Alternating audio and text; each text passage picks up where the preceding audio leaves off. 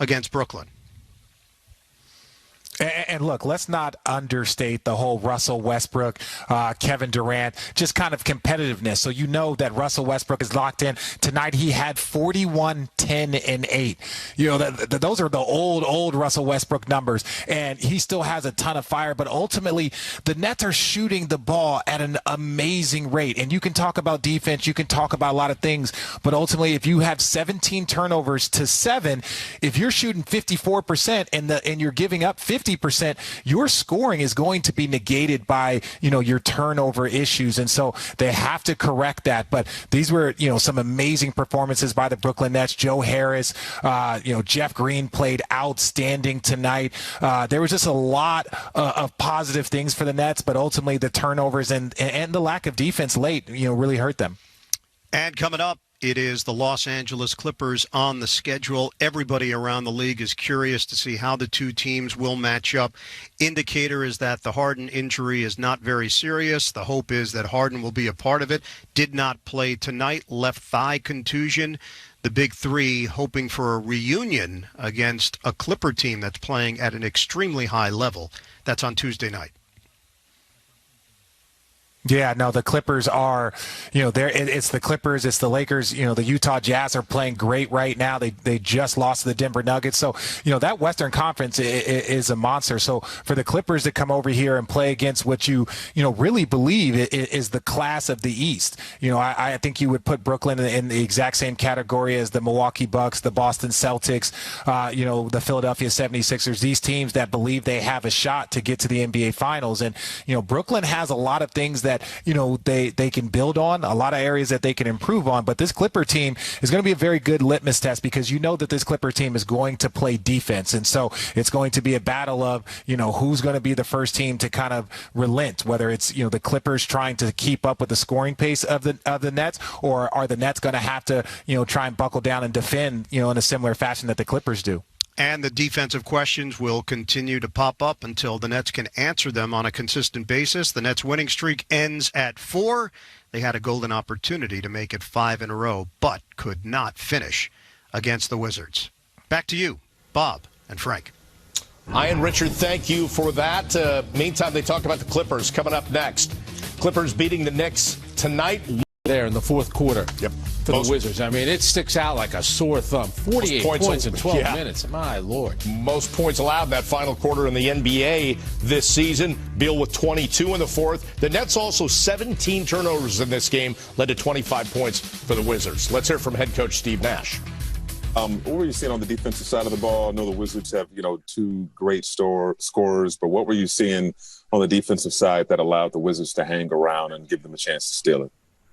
That was basically the message after the game. Gave up 149 points, 72 points in the paint, 48 points in the fourth quarter. 17 turnovers didn't help, but, the defense just wasn't good enough. And I think everyone realizes, we obviously had many opportunities to win it down the stretch at the end of the game there, but probably didn't deserve it the way we guarded all night. So frustrating night, and our level dropped, and we got to pick it up. Was drawn up for that last offensive possession. TLC had the miss, but was it just a good basketball play on his cut? Was that the idea going in? What were you looking for? Yeah, we had Kevin on the block there. He had his ISO or Kai coming off, and they flooded Kevin, so we knew that he had a cut, and somebody had the cut, Kai, and he got it a wide open one and just wasn't able to finish. Malika Andrews with ESPN. Steve, when you look at that, I guess the second to last sequence where Bradley Beal hits a 3, inbound pass is stolen, Russell Westbrook hits a 3, where are you looking at as the biggest breakdown in that sequence? It's an unfortunate moment. Joe just threw it in, and Kevin was cutting the wrong one, cutting a different direction. So it's just an error, and it happens. But when you give up 149 points, that's one error in about 50 defensive lapses. So, not good enough defensively. And we can look at this layup or the turnover for the 3 there, but we shouldn't have been in that position. We had a big lead early. We let them stay around a long, long time until their confidence grew. They're a desperate team looking for a win, and we gave them a chance and gave them life. Brian Lewis with the New York Post. Hi, Steve. Maybe not quite to this extent, but I mean, this has been a reoccurring issue where you guys have faced some teams with, quote, lesser records, and you've had big leads and blown them. I mean, is this a case where you think, people, they know where the standings are, they know where DC is, and they just kind of took their foot off the gas and thought that this was over? It's hard to argue with that perspective. It's kind of it's a little bit intangible, but it definitely felt like, it didn't mean enough to get stops. Maybe we thought we had it in the bag, but too many times we let them waltz right down the lane and get layups. And they're a good offensive team. I'll give them that. They spread the floor with shooters, and they have guys that can get to the rim. But our level dropped, and we let too many guys get to the rim to the tune of 72 points in the paint, and that is one way to lose a game for sure. Alex Schiffer with The Athletic. Hey, Steve, talking about that 18-point lead early on, is there one thing in particular that you kind of thought led to them getting back in it and obviously the snowball coming from there, whether it was the turnovers or just the defensive collapses? Both turnovers. I thought we turned it over a bunch when we had the lead, or when we could have had a bigger lead even. Just allowed them to hang around and give them some confidence. They scored 149, and they missed a bunch of threes that they are very capable of making. So, it could have been worse, but I think we just let our foot off the gas, thought we were going to win, and that's a dangerous game to play. Christian Winfield with the New York Daily News. Coach, when you, I guess tomorrow when you go look at film, is there going to be any one area that you're looking for defensively, or is it, just like where are you going to look tomorrow to kind of get things back on track? The most important thing I think is individual pride, making every possession count and mean something. I think too many possessions didn't mean enough to us tonight. We got to sit down in a stance and guard and make it difficult. And if we can cut out, 3 or 4 of those paint attempts or baskets, we win the game. But I mean, you'd hope you can clean up a heck of a lot of them. And, I think more than anything, it's just a little bit of pride and a little bit of, desperation to guard the ball and keep them out of the paint. Thanks so much, Coach. We appreciate it.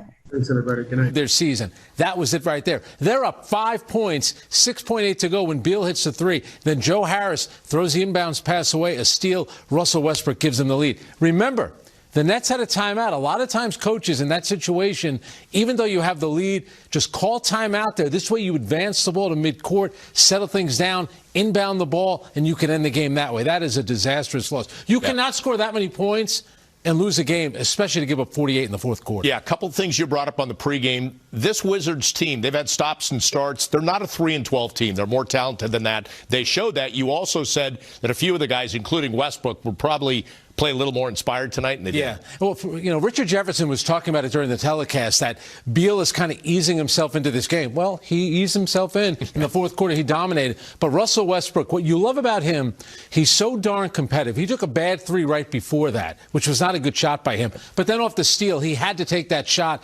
knocks down the biggest shot of the game. And then at the other end, what does he want? He wants to defend Kevin Durant. And give Kyrie Irving credit. That was a smart pass by Kyrie Irving. TLC, 9 times out of 10, he's going to make that. I get it. You're under a little bit of pressure. That's a shot that you have to make. That was a good pass by Kyrie Irving on that inbounds pass with 2.9, I think it was, to go. Yeah. That is a rough loss for the Brooklyn Nets. All right, so Frank talked about a little bit of it. Let's dig into what happened down the stretch for the Nets in this one. Nets win the game if he converts that. Again, to your point, Russell Westbrook wanted Durant, and he made it tough. He was draped all over him. Had Kyrie forced him to go to somebody else. And remember, the Nets did inbound from the side. Westbrook knocked the ball out of bounds. The Nets had 2. Remember, when they took that lead, they had 2 timeouts. So when Joe Harris initially inbounded the ball, they could have used one of those timeouts, advanced the ball to midcourt. They ended up using their 2 final timeouts in that last sequence, which should have ended with a TLC basket. All right, so Westbrook and Beals combining for 78 points tonight. Westbrook 41 on 16 of 28 shooting. He added 10 rebounds for the double-double, almost had the triple-double, and then Bradley Beal 37 points. But Frank, as you mentioned, 6 at the half, and then he just blew the doors off in the second half. And 22 in the fourth quarter for him. That's the most points by Russell Westbrook since joining the Washington Wizards. And this is the thing about Westbrook. Same thing happened last year in Houston. It took him a while to get going. Maybe this will be the game that'll snap him out of it.